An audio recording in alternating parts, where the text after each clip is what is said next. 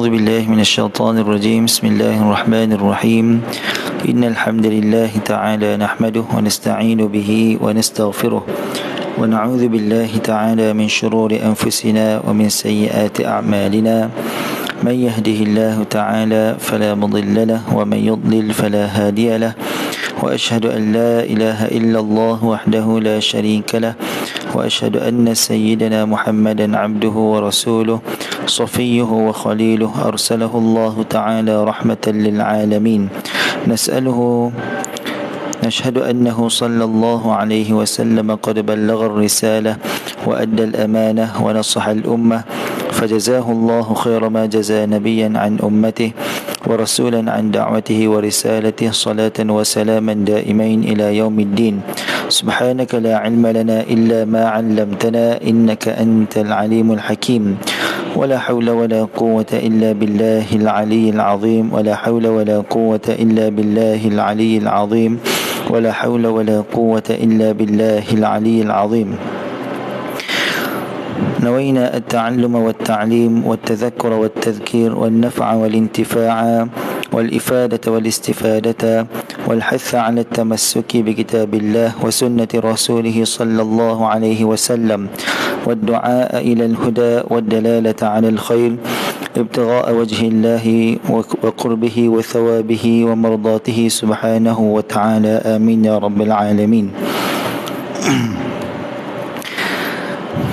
Saya mengambil kesempatan sekarang ni, kalau ikutkan sebenarnya sedang bermusafir, berada di Pulau Pinang, menghadiri majlis hafazan dan tilawah Al-Quran untuk tahun ini, yang mana tak silap saya telah pun berakhir pada malam tadi.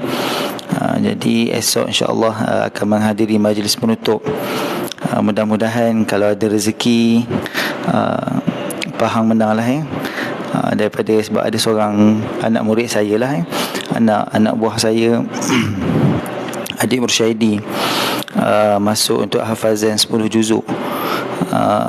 Dia pada hari Rabu dia ada bertanding. Persembahan dia baik, cuma adalah sedikit dia tersilap. Tapi tak tahulah tu adakah itu akan memberi kesan yang besar terhadap keputusan dia nantilah untuk esok. So mudah-mudahanlah minta doa semua, semoga Allah Ta'ala permudahkan. Tapi kalau untuk Pahang sebenarnya dia paling muda, dia baru berusia 16 tahun. Jadi ini pengalaman pertama lah untuk dia, dah masuk kebangsaan dah pun, alhamdulillah. Okey, jadi saya mengambil kesempatan, sebenarnya kalau ikutkan seharian ni agak penat lah, tapi baru lepas mandi semua segar, rasa sebelum tidur mungkin boleh baca beberapa hadis. Kebetulan pula pada malam Jumaat, Jumaat ni bila kita banyak baca hadis, jadi kita dengan secara tidak langsung akan berselawat ke atas baginda Nabi sallallahu alaihi wasallam. Jadi sekurang-kurangnya sebelum kita tidur kejap lagi ni, kita tidur dengan sambil memperbanyakkan berselawat ke atas Nabi sallallahu alaihi wa ala alihi wasallam. Saya teruskan insya-Allah pada malam ini. Saya ambil insya-Allah masih tak lama, berkenaan dengan kita masuk bab yang baru pada hadis yang ke-73, bab berkaitan dengan fadlu qiyami syahri Ramadan. Ini berkaitan dengan kelebihan qiyam pada bulan Ramadan. Walaupun Ramadan baru beberapa bulan telah meninggalkan kita untuk tahun 1444 Hijrah ini, tapi mudah-mudahan Allah Subhanahu Wa Taala panjangkan usia dan umur kita untuk berkesempatan bertemu dengan Ramadan yang akan datang. Kita tak tahu berapa kali Ramadan yang kita akan ada kesempatan untuk bertemu dengannya, namun kita tetap belajar untuk kita perbaiki. Kalau boleh, macam saya sebenarnya baru tukar phone sebab ada masalah sikit pada phone yang lama. Phone yang sebelum ni, yang phone baru saya tak setting lagi. Phone yang lama saya setting, saya setting dia punya alarm. nak bangun pukul 3, pukul 4 ke pukul 5 ke, memang saya setting lagu Mahaizin yang Ramadan tu. Jadi kalau boleh Waalaikumsalam warahmatullahi Malik Taqim. Ini sebenarnya saya dah beberapa episod dah saya buat bacaan hadis daripada kitab Fadail Al-A'mal karangan Imam Al-Hafiz Diyauddin Al-Maqdisi rahimahullah ta'ala. So ini dah masuk pada hadis yang ke-73 berkenaan dengan kelebihan qiyam pada bulan Ramadan. Jadi bila nak sebut tadi pada bulan Ramadan tu, kita kena sentiasa cuba hadirkan rasa kerinduan terhadap Ramadan sebagaimana yang diamalkan oleh para sahabat radhiyallahu alaihim. So walaupun kita dah lalu Ramadan untuk tahun ni, tak apa, kita tambah ilmu kita, sentiasa ingat mengingati berkaitan dengan bulan yang penuh kemuliaan ini. Okey, jadi bismillahirrahmanirrahim, kita sambung hadis yang ke-73 daripada Abi Hurairah radhiyallahu anhu anna Rasulullah sallallahu alaihi wasallam qala man qama ramadana imanan wa ihtisaban ghufira lahu ma taqaddama min dhanbi. Barang siapa yang qiyam pada bulan Ramadan dengan penuh keimanan dan dengan penuh pengharapan. Jadi Allah Ta'ala ataupun Nabi SAW menunjukkan kepada kita, selepas keimanan kena ada pengharapan yang tinggi. Dan pengharapan tersebut Nabi SAW sebut selepas keimanan. Bermakna orang yang tidak ada iman yang kukuh dan kuat tidak mungkin akan ada pengharapan yang tinggi terhadap ganjaran yang Allah Ta'ala akan bagi. Itu poin yang sangat penting yang perlu kita perhatikan. Imanan wa ihtisaba. Jadi apa sahaja amalan, bila kita mengharapkan ganjaran, ganjaran tu boleh jadi syurga ataupun keredaan Allah Subhanahu wa taala. Bila mana kita mengharapkan ganjaran tersebut, maka yang paling utama adalah iman dulu. Kita kena nilai dulu iman kita sejauh mana kuat dan teguh terhadap Allah Subhanahu wa taala, baru akan datang selepas itu pengharapan yang kuat kepada apa sahaja yang ganjaran yang Allah Ta'ala sediakan. Ghufira lahu ma taqaddama min dhanbih. Maka ganjaran bagi orang berqiyam pada bulan Ramadan dengan penuh keimanan dan pengharapan terhadap ganjaran Allah Ta'ala, maka diampunkan baginya dosa yang terdahulu. Hadis riwayat Bukhari dan Muslim. Hadis yang ke-74 berkenaan dengan fadlu qiyam syahr Ramadan ma'al imam. Ni yang sangat, itulah yang tak ada kesempatan untuk saya mula benda ni sebelum Ramadan. Tapi ini perkara yang penting. Tak apalah kita untuk menjadi kita punya muhasabah. Bab yang baru ini adalah berkaitan dengan kelebihan qiyam pada bulan Ramadan bersama dengan imam. Bersama dengan imam. Yang ini penting. Daripada Abi Dzar, an Abi Dzar radhiyallahu anhu annahu qala صمنا مع رسول الله صلى الله عليه وسلم رمضان فلم يقم بنا شيئا من الشهر حتى بقي 7 فقام بنا حتى ذهب ثلث الليل فلما كانت الليلة السادسة لم يقم بنا فلما كانت الخامسة قام بنا حتى ذهب شطر الليل فقلت يا رسول الله لو نفلتنا قيام هذه الليلة فقال إن الرجل إذا صلى مع الإمام حتى ينصرف حسب له قيام ليلة.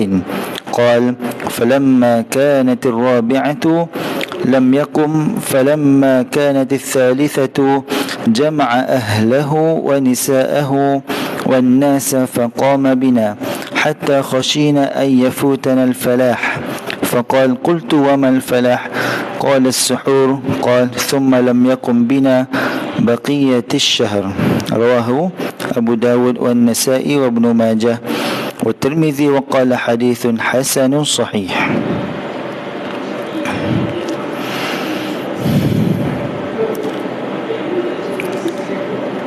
Okey, tayyib.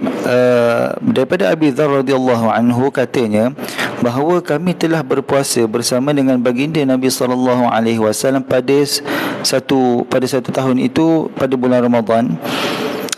Jadi Abi Dzar radhiyallahu anhu gambarkan bahawa Nabi daripada awal Ramadan sampailah 7 malam terakhir. Daripada awal Ramadan sampailah 7 yang terakhir, Nabi tak pernah berqiyam sekali dengan para sahabat. Faham? Kemudian faqama bina hatta dhahaba thuluthul laili. Selepas berbaki 7 hari yang terakhir, maka Nabi pun datang ke masjid untuk solat bersama dengan para sahabat. Qiyam sehinggalah habis 1/3 malam. Lebih kurang dalam pukul 12 macam tu lah ya. Sebab saya ingat saya dulu waktu di Mesir, bila solat qiyam, ada banyaklah masjid yang buat macam ni. Daripada selepas isyak tu, solat tarawih tu sampai hampir jam 11 hampir 12. Lepas tu rehat. Itu maksudnya sampai habis 1/3 malam, lebih kurang lah. Okey.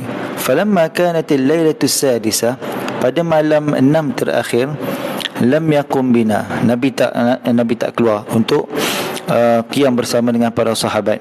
Falamma kanatil khamisah, pada 5 terakhir, qama bina hatta dhahaba syatrul laili, maka Nabi SAW berqiyam bersama dengan para sahabat sehingga habis separuh malam. Habis separuh malam tu mungkin lebih kurang dalam jam 2 macam tu lah ya. Faqultu ya Rasulullah law nafaltana qiyam hadhihi al-lailah, wahai Rasulullah, maka kata ada seorang sahabat bertanya, wahai Rasulullah, kalaulah engkau ringankan pada kami, untuk kami pada malam ini, kerana agak berat bagi para sahabat untuk qiyam sehingga separuh malam. Sebab tak biasa, bukanlah tak boleh, cuma tak biasa Nabi buat macam tu dengan para sahabat. Faqal, maka Nabi SAW bersabda, innar rajula idza shalla ma'al imami hatta yansarifa husiba lahu qiyamul lailah. Ini ganjaran yang ramai sangat tak tahu, iaitu Nabi SAW bersabda, sesungguhnya seorang lelaki itu, lelaki dan perempuan lah maksudnya, idza shalla ma'al imam, apabila dia solat bersama dengan imam, hatta yansarifa, sehinggalah imam habis solat, yang ini dia solat berjemaah bersama dengan imam, husiba lahu qiyamul lailah, dikira bagi dia pahala dia qiyam sepanjang malam. Daripada start habis solat isyak sampailah azan fajar, azan subuh, maka seumpamanya dia qiyam tak berhenti sepanjang malam. Ini yang ramai sangat dia keliru. Sebab itulah saya selalu sangat tegur kepada siapa yang dekat dengan saya lah, especially student saya lah, yang mana biasa tak tengok keadaan macam ni. Bila habis saja solat, contohnya pergi ke satu musalla atau masjid, dia solat 8 rakaat. Apa yang biasa berlaku? Biasa berlaku ada sebahagian orang, tak ramailah biasanya, dia akan keluar waktu nak solat witir tu, dia keluar. Dia tak solat sekali dengan imam sampai habis. Dia buat apa? Dia keluar, dia solat, dia sambung solat tarawih. Mungkin dia nak buat 20 lah, tapi dia tak habis solat dengan imam.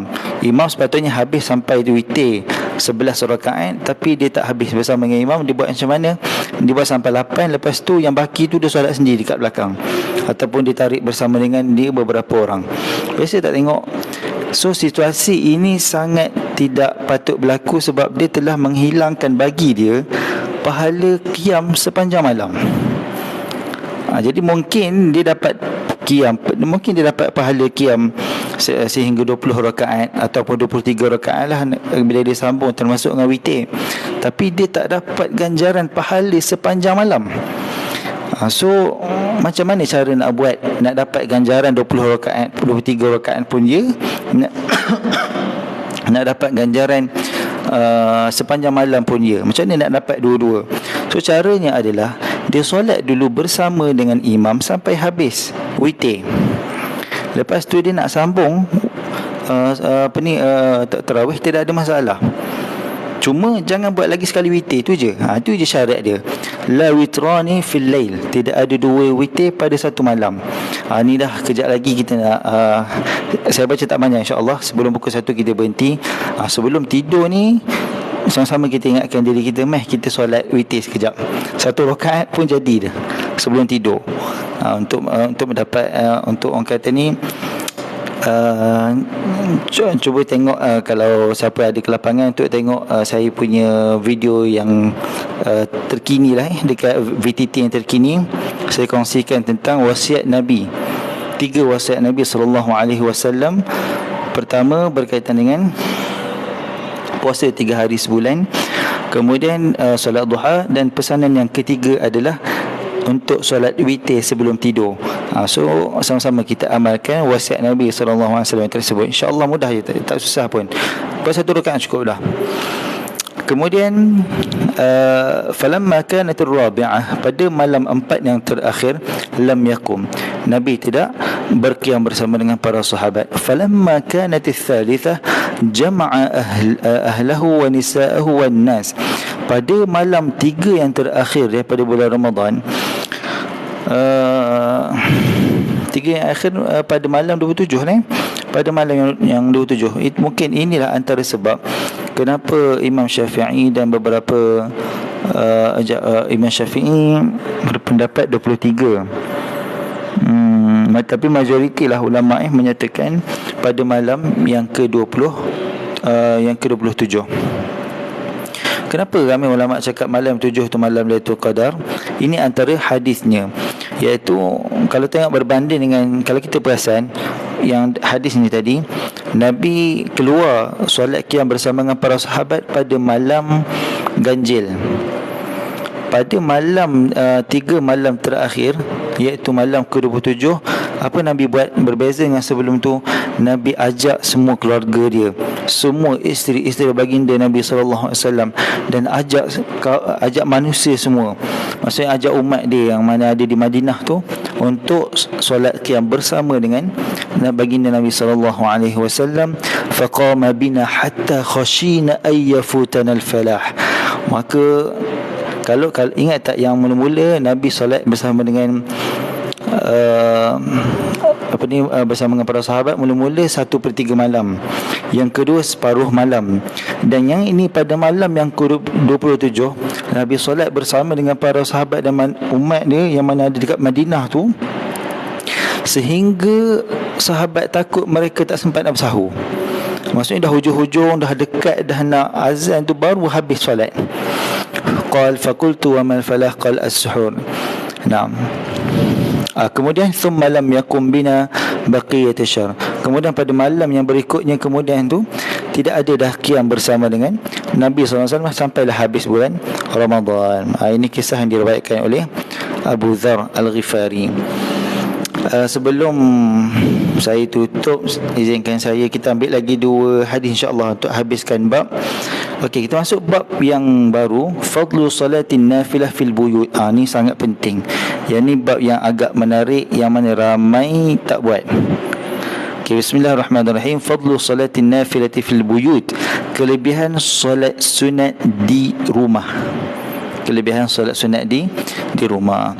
Hadis yang ke-75, an Zaid bin Thabit radhiyallahu anhu qala احتجر رسول الله صلى الله عليه وسلم حجيرة بخصفة أو حصيرة، فخرج رسول الله صلى الله عليه وسلم فصلى فيها. قال فتتبع إليه رجال وجاءوا يصلون بصلاته. قال ثم جاءوا ليلة فحضروا وأبطأ رسول الله صلى الله عليه وسلم عنهم. قال فلم يخرج إليهم فرفعوا أصواتهم وحصبوا الباب.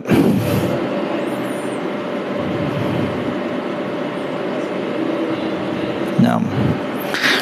فخرج إليهم رسول الله صلى الله عليه وسلم مغضبا، فقال لهم رسول الله صلى الله عليه وسلم ما زال بكم صنيعكم حتى ظننت أنه سيكتب عليكم ولو كتب عليكم ما قمتم به ولو كتب عليكم ما قمتم به فعليكم بالصلاة في بيوتكم فإن خير صلاة المرء في بيته إلا الصلاة المكتوبة. الله أكبر. كألون اللهم صل على سيدنا محمد وعلى آله وصحبه وبارك وسلم.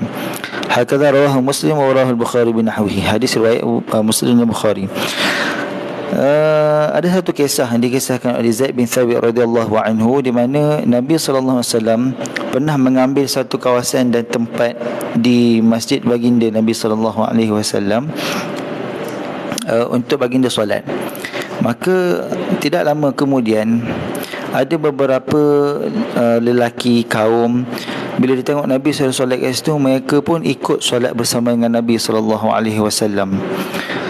Sampailah pada satu malam Nabi lambat keluar. Maka apa yang berlaku, mereka mengangkat suara, mengangkat suara macam jadi bising lah, macam mereka tertanya mana Nabi, kan, mana kenapa Nabi tak keluar solat solat malam lah, bukanlah solat fardu. Kenapa Nabi tak keluar solat sunat kat luar supaya mereka boleh solat bersama dengan Nabi. Wa hasabul bab, dan mereka macam ada ketuk-ketuk pintu. Maka keluarlah Rasulullah sallallahu alaihi wasallam dari rumah baginda dalam keadaan yang marah. Faqala lahum Rasulullah ma zala bikum sani'ukum hatta dhanantu annahu sayaktubu alaikum. Kalaulah kamu teruskan perbuatan kamu ni, aku risau akan tertulis wajib untuk kamu solat sunat. Maksudnya risau tertulis kewajipan solat sunat tu ke atas kamu. Asalnya solat sunat, tapi takut jadi wajib. Kak Long Mas, kejap lagi saya jawab, saya habiskan kejap. Walau kutiba alaikum ma kuntum bi, kalaulah tertulis solat malam, solat qiyam tersebut ke atas kamu jadi wajib, maka kamu tak akan mampu untuk konsisten setiap hari. Fa'alaikum bis salati fi buyutikum, maka hendaklah kamu solat di rumah kalian. Fa inna, yang ni poin yang syahid yang sangat penting. Fa inna khaira salatil mar'i fi baitihi illa as-salatal maktubah. Sesungguhnya sebaik-baik solat seseorang itu adalah solatnya di rumahnya, melainkan solat fardu. Jadi saya selalu sebut kepada anak murid, kalau nak solat sunat, sebab mereka duduk di asrama, so terpaksalah kena datang awal ke musalla ataupun masjid. Tapi kalau balik rumah, saya pesan cuba lazimi biasakan solat sunat di rumah, kemudian pergi masjid. Tapi kalau masjid tu jauh ataupun surau tu jauh, janganlah solat kat rumah baru nak pergi. Dia akan nanti takut terlewat nak dapatkan saf yang pertama. Dan juga takbiratul ihram bersama dengan imam, itu yang lebih aula. Okay, saya jawab sekejap. Kak Long Mas, saya mengajar di Ma'had Tahfiz Turas Negeri Pahang di Kuantan. Bolehlah buka laman Facebook page, cuba cari kat situ, Ma'had Tahfiz Turas Negeri Pahang. Masih barulah usia dia, dalam kita punya first batch pun baru usia tingkatan 4. Tahun depan insya-Allah first batch akan menduduki SPM.